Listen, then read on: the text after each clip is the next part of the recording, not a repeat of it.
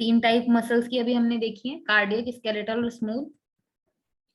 तो सबसे पहले अगर हम स्केलेटल सिस्टम या स्केलेटल मसल्स की जब हम देखें तो किस तरह की आपको वो दिख रही थी, लॉन्ग बंडल्स से, मल्टी न्यूक्लिएटेड था।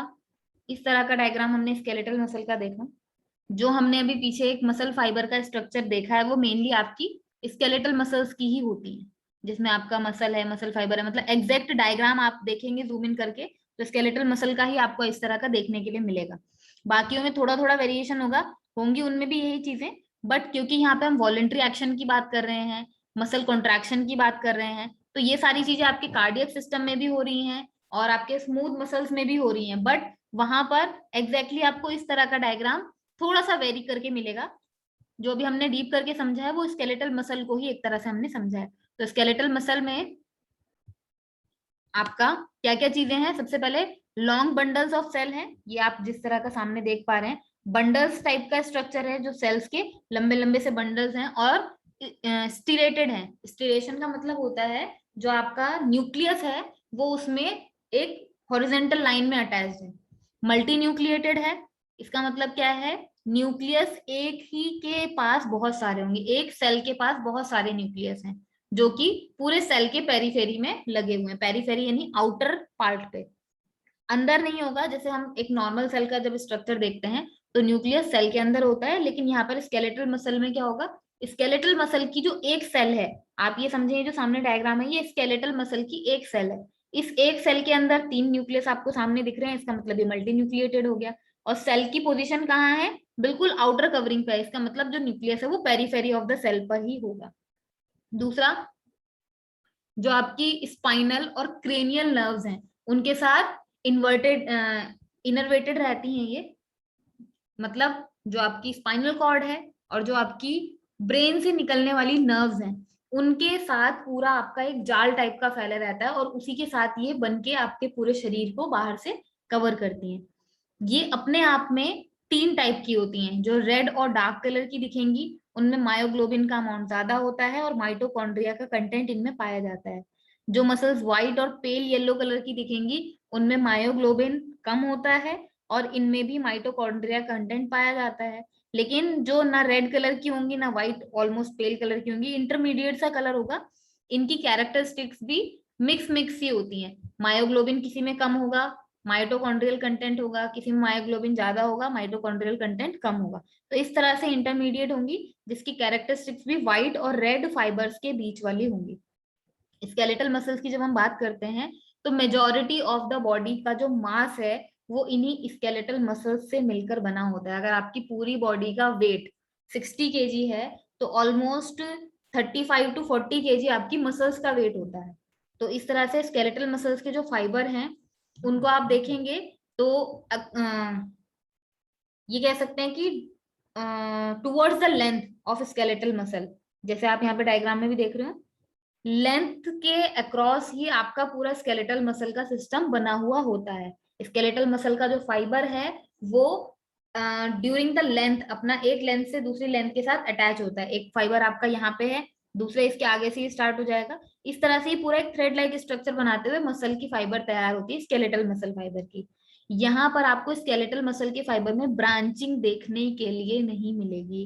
ब्रांचिंग का मतलब एक ही मसल के ऐसे दो डिवीजन होके दो मसल्स बन रहे हैं, वो आपको स्केलेटल मसल में देखने के लिए नहीं मिलता है। और स्केलेटल मसल के कारण ही आपकी पूरी बॉडी का जो मूवमेंट है जिसको हम लोकोमोशन बोलते हैं वो प्रोड्यूस हो पाता है। स्केलेटल मसल्स की एब्सेंस में या स्केलेटल मसल्स में अगर कुछ प्रॉब्लम आ गई है तो उनकी एब्सेंस में बॉडी का लोकोमोशन प्रॉपर नहीं हो पाता। जब हम डिफाइन करते हैं इनको on the basis of their performance तो सेम चीजें हमने पीछे जॉइंट्स में भी डिफाइन करी थी। जब हमने जॉइंट्स की बात करी थी तो एक मूवमेंट आया था एक्सटेंशन।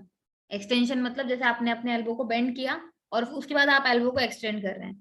फ्लेक्सर मतलब जब आप किसी एक पर्टिकुलर जॉइंट एंगल को डिक्रीज कर रहे हैं, यानी कि एल्बो को बेंड कर रहे हैं अपनी तरफ।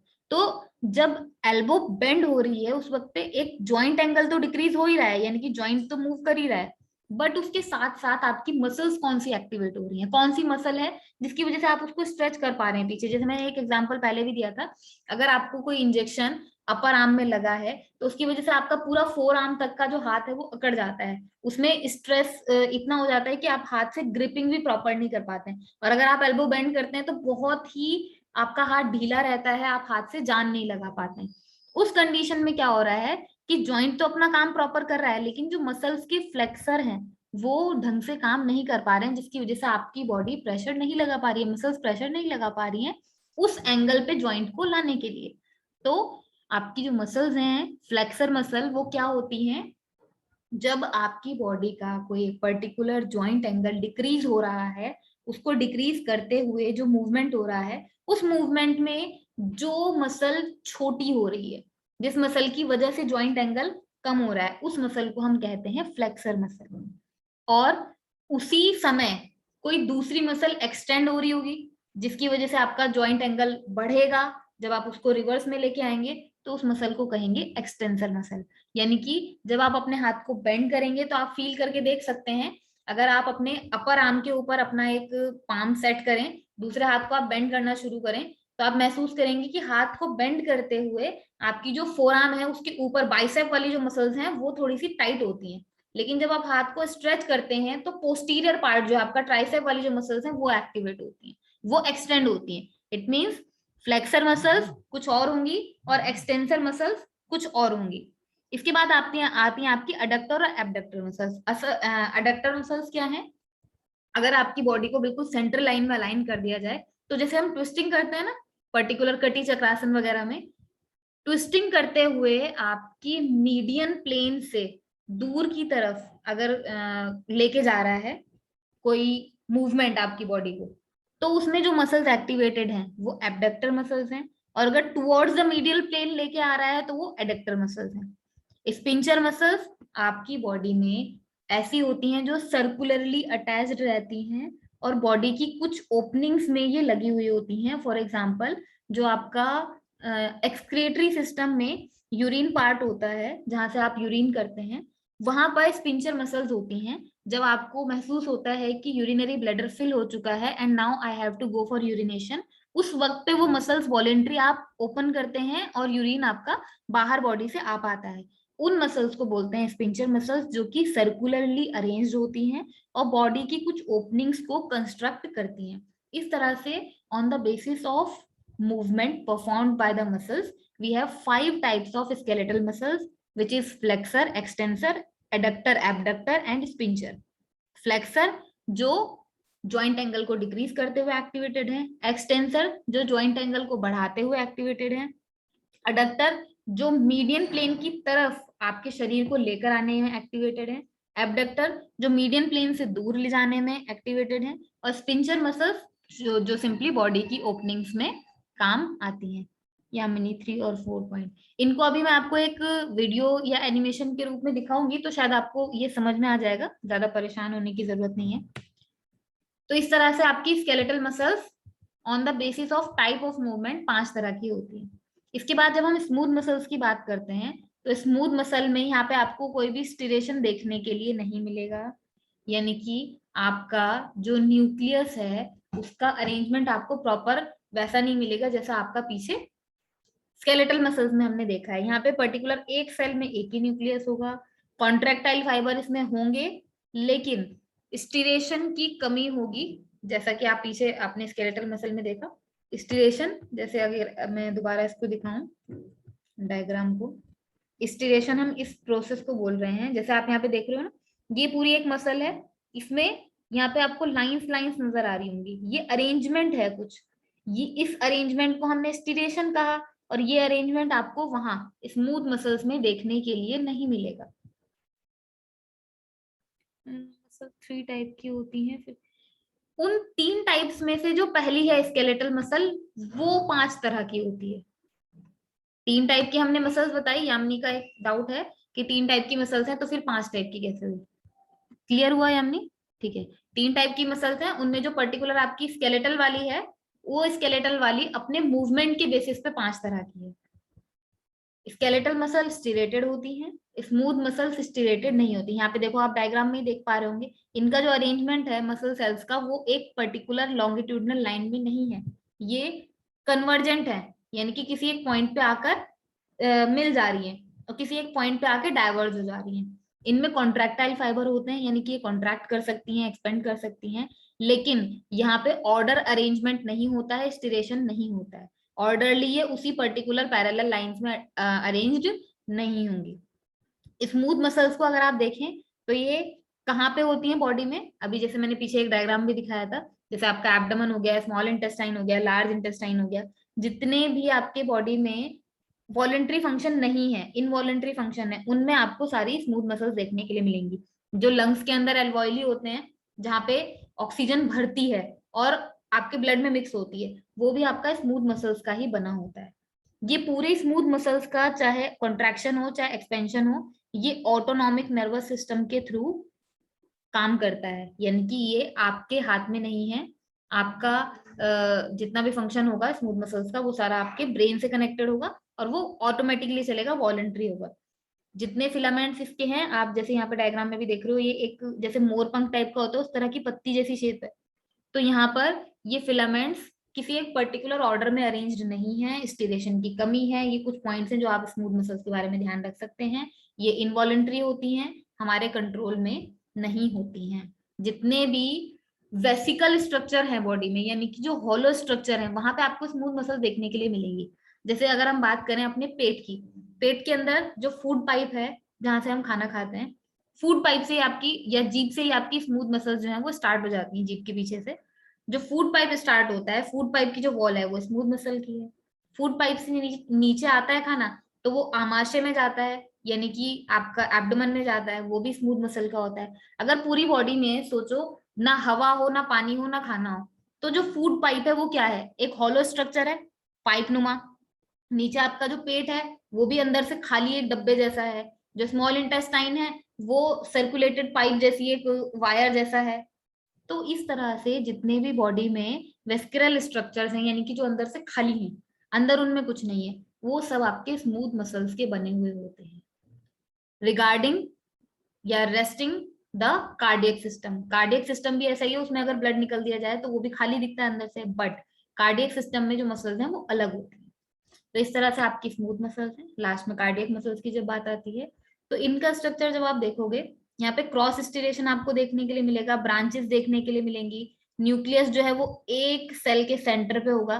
तो कुछ चीजें इसमें आपको स्केलेटल वाली देखने के लिए मिलेंगी, कुछ चीजें आपको स्मूथ वाली देखने के लिए मिलेंगी जो आपकी कार्डियक मसल्स हैं। जैसे यहाँ पर कार्डियक मसल्स आपके एक नर्वस सिस्टम से निकलने वाले हार्मोन्स के थ्रू इन्फ्लुएंस्ड रहती हैं, एक इलेक्ट्रिकल सिस्टम इसमें काम करता है और कोऑर्डिनेशन में ये चलती हैं। और लोगों को भी साउंड की प्रॉब्लम हो रही है क्या? घृति को मेरी आवाज नहीं आ रही है? Anyone else facing the same problem? Clear है? घृति, आई थिंक आपका नेटवर्क कुछ इश्यू है, आप एक बार अपना नेटवर्क चेक कर लीजिए। तो कार्डियक मसल्स बेसिकली क्या है, जो आपके नर्वस सिस्टम से निकलने वाले हार्मोन्स के थ्रू इन्फ्लुएंस्ड रहेंगी। अगर नर्व से हार्मोन्स नहीं निकलेंगे तो कार्डियक मसल्स भी उस तरह से काम नहीं करेंगी, ठीक है।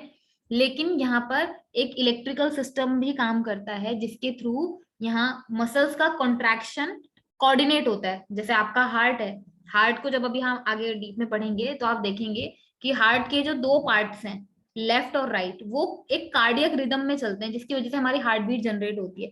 तो वो कार्डियक रिदम का जो कोऑर्डिनेशन है वो आपके नर्वस सिस्टम के थ्रू होता है, नर्वस सिस्टम से निकलने वाले हार्मोन्स के थ्रू होता है, ठीक है।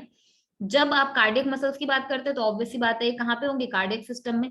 कार्डियक वर्ड यूज होता है हार्ट के लिए, तो पर्टिकुलर जितना भी हार्ट का सिस्टम है वहां पे आपको कार्डियक मसल्स देखने के लिए मिलेंगी।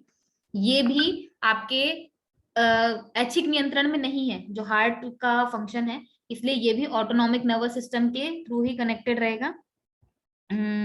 हाँ शुभम, बिल्कुल बोल सकते हैं, कार्डियक मसल्स को हम एडवांस स्मूथ मसल बोल सकते हैं, जो स्मूथ मसल की जैसी है, लेकिन उसमें कुछ एडवांस चीजें हैं जो स्केलेटल मसल्स की भी हैं और कुछ एडवांस चीजें ऐसी हैं जो डायरेक्टली नर्वस सिस्टम से अटैच्ड है।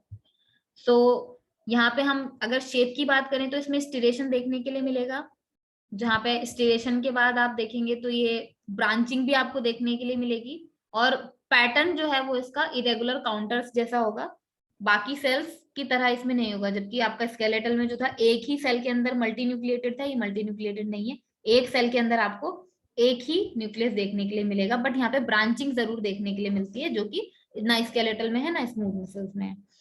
जब आप इसके बाउंड्री की बात करते हैं तो अलग अलग डिस्क आपस में इंटरलैक्टेड रहती हैं, कुछ स्पेशलाइज स्ट्रक्चर होता है जो नर्व इम्पल्स को ट्रांसमिट करने के लिए जरूरी होता है, और हर एक सेल में अपना एक न्यूक्लियस होता है जो कि लगभग लगभग सेंट्रली लोकेटेड है। कभी कभी ऐसा हो सकता है कि एक सेल के पास दो न्यूक्लियस हों, बट दो से ज्यादा मुश्किल ही होते हैं कार्डियक मसल्स में, तो ये मल्टी न्यूक्लिएटेड हम इसको नहीं बोल सकते हैं। इन केस वाली बात हो जाती है कि कभी कभी किसी एक सेल में दो न्यूक्लियस देख लिए जा सकते हैं, बहुत रेयर केस होता है। तो इस तरह की आपकी कार्डियक मसल्स होती हैं। तो तीन मसल्स थी आपकी, स्केलेटल, उसके बाद स्मूथ, और तीसरी कार्डियक, जो आपके हार्ट में देखने के लिए मिलती हैं। मेन आपके हार्ट के कॉन्ट्रैक्शन के लिए कार्डियक मसल्स ही रिस्पॉन्सिबल होती हैं। ये आपका एक जो सामने आप डायग्राम देख रहे हो, फोटो माइक्रोग्राफ से ली गई एक पिक्चर है हार्ट वॉल की। देखो सामने उसी टाइप का स्ट्रक्चर दिख रहा है ना जैसे पीछे बनाया हुआ है। ये इंटरकैलकेटेड डिस्क हैं जिनके थ्रू ये अलग अलग ब्रांचेस आपस में जुड़ी हुई हैं। ये जो बीच में डार्क डार्क लाइन दिख रही है ना, यहाँ पे एक ही मसल है, इसकी दो ब्रांच बन गई हैं, बीच में इनके आपको न्यूक्लियस देखने के लिए मिलेगा। तो इस तरह से आपकी कार्डियक मसल्स जो है वो बनी हुई होती हैं। लगभग लगभग आपका हार्ट जो है पूरे दिन में rhythmically 1 lakh times per day heart beat जो है आपकी जनरेट करता है। किसकी वजह से? केवल और केवल इन स्मूथ मसल्स की वजह से। स्केलेटल मसल का जो कॉन्ट्रैक्शन है ये मैं आप लोगों को बता ही चुकी हूँ कि किस तरह से स्केलेटल मसल्स कॉन्ट्रैक्ट करती हैं। उसको यहाँ पे केवल पूरा एक प्रॉपर फॉर्म में लिख दिया गया है, अगर किसी को पढ़ना हो तो वो पढ़ सकता है। बाकी ये प्रोसेस मैं आप लोगों को समझा चुकी हूँ कि न्यूरोमस्कुलर जंक्शन से आपका ये रेस्टिंग पोजीशन में है, ये कॉन्ट्रैक्टाइल पोजीशन में है, तो यहाँ पे क्या क्या चेंजेस होंगे? जो आपके टी ट्यूब्यूल्स हैं, यहाँ से इस वक्त पे एक्शन पोटेंशियल यानी कि एक सिग्नल आ रहा है। दोनों को अगर आप कंपेयर करते हुए चलेंगे तो क्या होगा? यहाँ पे इस वक्त ये सेक्रोमर के अंदर आपका CA+2 है, यहाँ पर भी है, लेकिन जैसे ही ऊपर से एक्शन पोटेंशियल आया यानी कि न्यूरोमस्कुलर जंक्शन से एक सिग्नल आया, ये जितना भी अंदर CA+2 बना हुआ था ये बाहर सर्कुलेट हो जाएगा। जैसे ही ये बाहर सर्कुलेट होगा, चैनल ओपन होने के साथ, रिलैक्स पोजीशन में तो नहीं था, जैसे ही ये सर्कुलेट होगा तो बीच का जो ये गैप है आपका जेड लाइंस का, ये धीरे धीरे कॉन्ट्रैक्ट होने लगेगा और पूरी मसल जो है वो धीरे धीरे कॉन्ट्रैक्ट होती चली जाएगी। ये पूरा प्रोसेस मैं आपको समझा चुकी हूँ जो मसल कॉन्ट्रैक्शन का है। न्यूरोमस्कुलर जंक्शन क्या है इसको भी हम बता चुके हैं। न्यूरॉन और मसल के बीच में जो एक जंक्शन है, केमिकल जंक्शन, उसको हम न्यूरोमस्कुलर जंक्शन बोलते हैं। बहुत ज्यादा डीप में इसको पढ़ने की आवश्यकता नहीं है, केवल एक जनरल इंट्रोडक्शन आपके दिमाग में होना चाहिए, और वो आप इसके नाम से ही पता लगा सकते हो। जैसे न्यूरो यानी कि न्यूरॉन सिस्टम, मस्कुलर यानी मसल सिस्टम, और जंक्शन का मतलब क्या होता है? जैसे रेलवे जंक्शन है जहाँ पे अलग अलग शहरों से आके मिलने वाली रेल्स मिलती हैं, एक दूसरे से पैसेंजर्स को ट्रांसफर करती हैं। सेम उसी तरह से न्यूरॉन्स में जो चीजें हैं, न्यूरॉन्स में क्या चीजें हैं? सिग्नल है। मसल्स में क्या चीजें हैं? फाइबर्स हैं। तो मसल्स से जो कॉन्ट्रैक्शन हो रहा है उसके लिए ऊपर से कुछ सिग्नल आएंगे, उन सिग्नल का और इन मसल फाइबर का जो कनेक्शन है वो इस जंक्शन पे होगा, जिसको हम न्यूरोमस्कुलर जंक्शन बोलते हैं। अब इसकी जो प्रॉपर्टीज हैं वो क्या क्या काम कर रही है, उसकी साइंटिफिक कुछ टर्म्स हैं, उन साइंटिफिक टर्म्स को आप चाहें तो याद रख सकते हैं, जैसे डीपोलराइजेशन, रीपोलराइजेशन। अगर नहीं भी समझ में आता है तो आप एक जनरल लैंग्वेज में इसको एक्सप्लेन कर पाए, इतना आपको ये चीज समझ में आनी चाहिए। कुछ इंपॉर्टेंट ह्यूमन मसल्स हैं, इसको हम कल करेंगे किस तरह से इनको याद करना है। आज के लिए I think it's more than sufficient.